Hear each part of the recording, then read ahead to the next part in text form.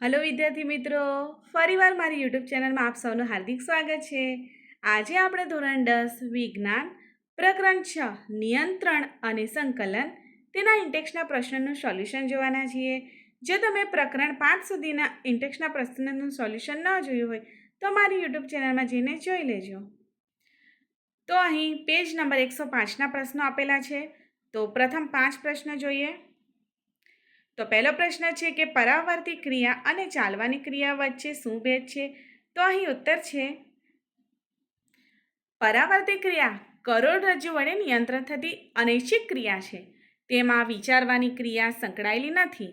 જ્યારે ચાલવાની ક્રિયા ઐચ્છિક ક્રિયા છે અને તે પશ્ચ મગજના અનુમસ્તિષ્ક ભાગ વડે નિયંત્રિત છે. આ ક્રિયા વ્યક્તિની ઈચ્છા પર આધારિત છે. ત્યારબાદ નેક્સ્ટ ક્વેશ્ચન છે, બે ચેતાકોષોની વચ્ચે આવેલા ચેતોપાગમ કઈ ઘટના બને છે? તો અહીં ઉત્તર આપેલો છે કે પાસેના બે ચેતાકોષોની ગોઠવણીમાં એક ચેતાકોષના અક્ષતંતુના ચેતાંતો અને બીજા ચેતાકોષના શિખાતંતો વચ્ચે રહેલા સૂક્ષ્મ અવકાશને ચેતોપાગમ કહે છે. અક્ષતંતુ એટલે કે ચેતાક્ષ, જેના છેડે વીજ આવેગ કેટલાક રસાયણો મુક્ત કરે છે. આ રસાયણો ચેતોપાગમ પસાર કરે છે અને પછીના ચેતાકોષના શિખાતંતુમાં વીજ આવેગનો પ્રારંભ થાય છે. ત્યારબાદનો પ્રશ્ન 3 છે, મગજનો કયો ભાગ શરીરની સમસ્થિતિ અને સંતુલન સ્થિતિ એટલે કે સમતુલન જાળવી રાખવાનું કાર્ય કરે છે? તો અહીં ઉત્તર આપેલો છે કે મગજનો અનુમસ્તિષ્ક ભાગ, જે શરીરની સ્થિતિ અને સંતુલન જાળવી રાખવાનું કાર્ય કરે છે.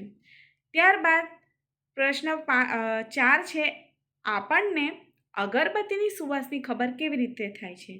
તો અહીં ઉત્તર છે આપણા નાકમાં આવેલા ઘ્રાણગ્રાહી એકમો જે અગરબત્તીની સુવાસથી ઉત્તેજિત થાય છે તેના કારણે સર્જાતો ઉર્મિવેગ સંવેદી ચેતાકોષના શિખાતંતુ વડે ગ્રહણ થાય છે. આ ઉર્મિવેગ મગજ તરફ વહન પામે છે. બૃહદ મસ્તિષ્કમાં આ સંદેશાની આંતરક્રિયા વડે આપણને અગરબત્તીની સુવાસની ખબર પડે છે.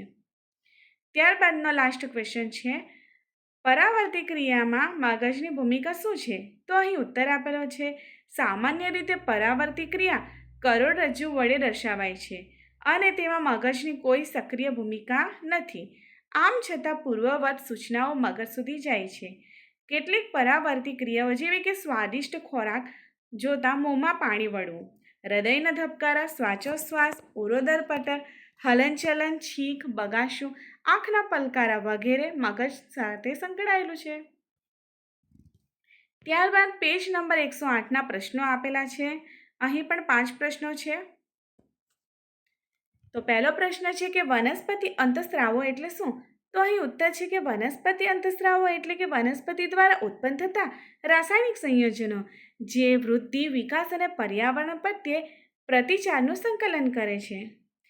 ત્યારબાદ બીજો પ્રશ્ન છે કે લજામણીના પર્ણોનું હલનચલન એ પ્રકાશ તરફ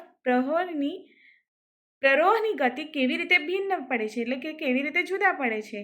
તો અહીં હલનચલન આપેલા છે, લજામણીના પર્ણોનું હલનચલન અને પ્રકાશની તરફની ગતિનું હલનચલન. તો તમને 2 હલનચલન આપેલા છે. તો કેવી રીતે ભિન્ન પડે છે તે આપણે જોઈએ. તો લજામણીના પર્ણોની વાત કરીએ તો આ હલનચલન વૃદ્ધિ આધારિત નથી. જ્યારે પ્રરોહની પ્રકાશ તરફની ગતિ કરીએ તો આ હલનચલન વૃદ્ધિ આધારિત છે. લજામણીના પર્ણોમાં આ હલનચલન ચોક્કસ દિશામાં થતું નથી, જ્યારે પ્રરોહની પ્રકાશની ગતિ તરફ આ હલનચલન એક દિશા કે અનુચલન છે. ત્યારબાદ લજામણીના પર્ણો તે ઝડપી હલનચલન છે, જ્યારે પ્રરોહનો ગતિ તે ખૂબ ધીમું હલનચલન છે. ત્યારબાદ લજામણીના પર્ણો હલનચલન માટે સ્પર્શ જવાબદાર છે, જ્યારે પ્રરોહની હલનચલન આ હલનચલન માટે ઓક્સિન જવાબદાર છે. ત્યારબાદ પ્રશ્ન 3 છે, વૃદ્ધિ પ્રેરક વનસ્પતિ અંતઃસ્રાવનું એક ઉદાહરણ આપો. તો તેનો ઉત્તર છે કે વૃદ્ધિ પ્રેરક વનસ્પતિ અંતઃસ્રાવ ઓક્સિન છે. ત્યારબાદ ચોથો પ્રશ્ન છે, કોઈ આધારની ચો તરફ વૃદ્ધિ કરવામાં ઓક્સિન કઈ રીતે આધારસૂત્રને મદદરૂપ થાય છે? તો અહીં ઉત્તર આપેલો છે કે ઓક્સિન વૃદ્ધિ પ્રેરક અંતઃસ્રાવ છે. તે કોષોની લંબાઈમાં વૃદ્ધિ પ્રેરે છે. જ્યારે કોઈપણ આધારમાં સંપર્કમાં આવે છે ત્યારે આધારથી દૂર રહેલા કોપણના ભાગમાં ઓક્સિન ઝડપી વૃદ્ધિ પ્રેરે છે. આ કારણે કોપણ આધાર ચો તરફ વૃદ્ધિ પામી વીંટળાય છે.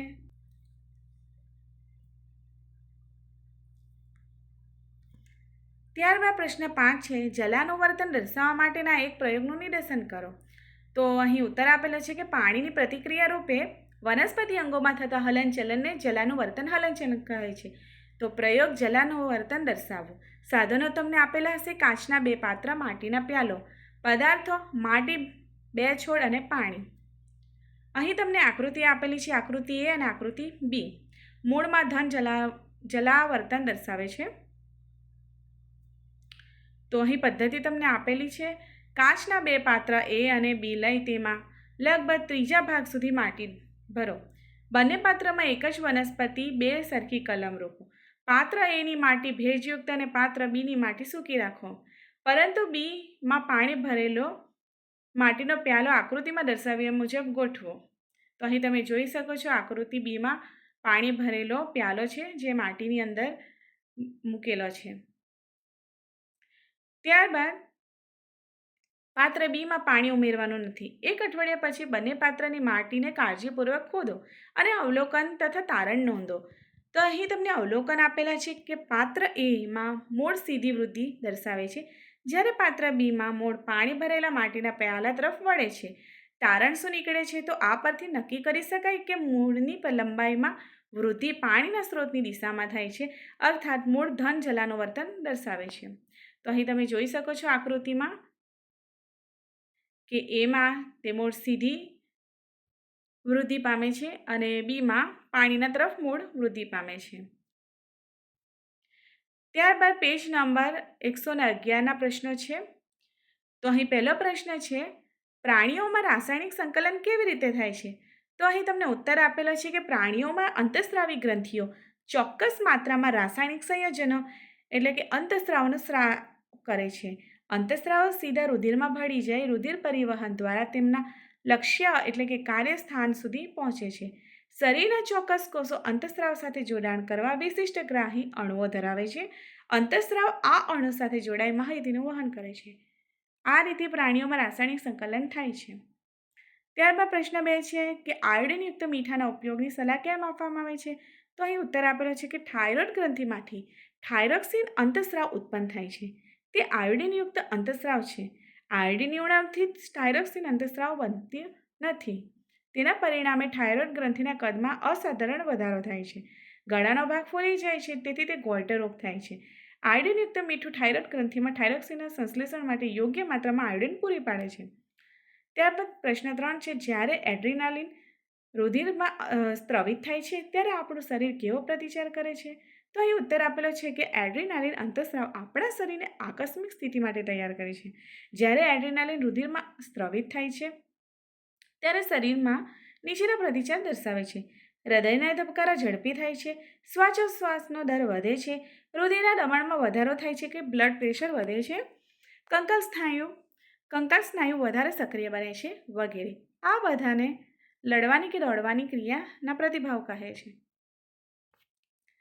ત્યારબાદ પ્રશ્ન 4 છે, જે લાસ્ટ પ્રશ્ન છે, મધુપ્રમેહના કેટલાક દર્દીઓની સારવાર ઇન્સ્યુલિનના ઇન્જેક્શન આપીને કેમ કરવામાં આવે છે? તો અહીં ઉત્તર આપેલો છે કે માનવ શરીરના રુધિરના શર્કરા એટલે કે ગ્લુકોઝનું નિયત પ્રમાણ જાળવી રાખવું જરૂરી છે. મધુપ્રમેહ એટલે કે ડાયાબિટીસના દર્દીઓના ઇન્સ્યુલિનની ઉણપને લીધે રુધિરના શર્કરાનું પ્રમાણ વધારે હોય છે. રુધિરમાં શર્કરાનું પ્રમાણ અનેક હાનિકારક અસરોનું કારણ બને છે. આ હાનિકારક અસરોથી દર્દીને બચાવવા રુધિરમાં શર્કરાનું પ્રમાણનું નિયમન જરૂરી બને છે. ઇન્સ્યુલિન રુધિરમાં શર્કરાનું પ્રમાણ ઘટાડે છે. આથી મધુપ્રમેહ એટલે કે ડાયાબિટીસના દર્દીઓને ઇન્સ્યુલિનનું ઇન્જેક્શન આપવામાં આવે છે. તો અહીં બસ આટલું જ. જો વિદ્યાર્થી મિત્રો તમને મારો વિડીયો પસંદ આવ્યો તો લાઇક શેર સબસ્ક્રાઈબ જરૂર કરજો, જેથી બાકી રહેલા પાઠના પણ ઇન્ટેક્સના પ્રશ્નોનું સોલ્યુશન લાવીશ.